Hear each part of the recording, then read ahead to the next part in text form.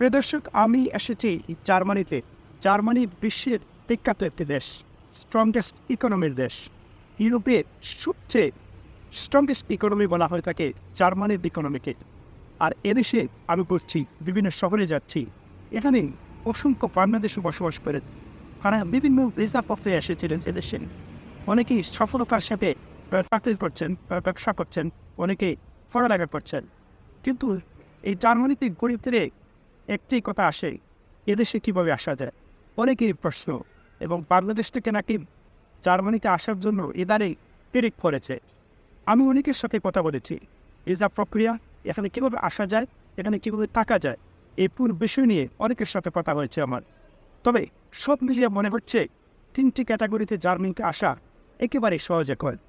আর প্রথমটি হচ্ছে work permit, আর সেকেন্ডটি হচ্ছে স্টুডেন্ট ভিসা, এবং থার্ড হচ্ছে ভিজিট ভিসা। তবে এই তিনটি ক্যাটাগরির মধ্যে সবচেয়ে বেশি গুরুত্ব দেওয়া হয়ে থাকে সঠিকভাবে অ্যাপ্লিকেশন এবং দক্ষ জনবলকে।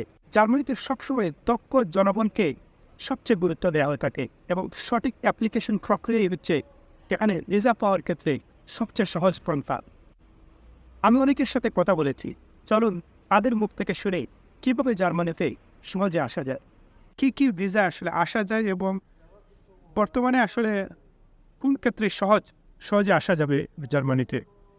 আসলে এখানে জার্মানিতে যারা স্কিল ওয়ার্কার আছে এদের ডিমান্ডটা প্রচুর।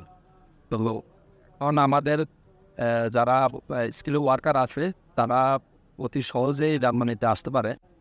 আর এখানে আমাদের যারা স্টুডেন্ট বাইরা আছে এদের সুযোগ সুবিধা এখানে জার্মানিতে অনেক বেশি, যার কারণে আলহামদুলিল্লাহ আমাদের অনেক ছাত্র ভাইয়েরা জার্মানিতে আসতেছে। এটা আমাদের জন্য অনেক একটা সুখবর। অনেকেই আমরা মনে করি যে লন্ডনে আমরা যারা স্থায়ী আছি তারা আমাদের মা বাবা ভাই বোনদেরকে আমরা স্পন্সর করতে পারি, বিভিন্ন ওকেশনে তারা আসতে পারেন ভিজিটে। জার্মানি কি সেক্ষেত্রে ভিসা দেয়, কিংবা কিভাবে দেয়, কি ডকুমেন্টস লাগে? আপনার কোনো ব্যক্তিগত অভিজ্ঞতা আছে কিনা, কেউ আসছে কিনা? না, এর মধ্যে আমার অনেক অভিজ্ঞতা আছে। আমার আত্মীয়-স্বজন অনেকে আসছে। যেমন রিসেন্টলি আমার শালি আসছে গত মাসের ১ তারিখ। আমি এ পর্যন্ত যতগুলা ভিসা স্পন্সর করছি, মাত্র ২ জনকে নাকচ করছে। কারণ তাদেরকে দিতে পারে নাই এর জন্যে যে তাদেরকে সন্দেহ হয়েছে, ইয়াং ছিল। বলছে যে এরা যদি না আসে এটার কি গ্যারান্টি দিবেন? তখন ওদেরকে ২ জনকে ভিসা দেন হয় না। আর নাহলে এ পর্যন্ত যতজনকে স্পন্সর করেছি ইনশাল্লাহ সবাই ভিসা পাইছে।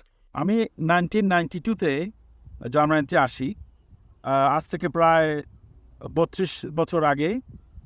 এর মাঝখানে লন্ডনে আমি চলে যাই, তারপরেও আমি কয়েকবার এখানে এসেছি।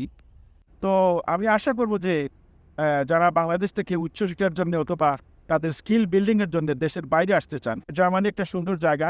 আপনারা এসে আপনাদের ভবিষ্যৎ উজ্জ্বল করতে পারবেন, এ আমার বিশ্বাস।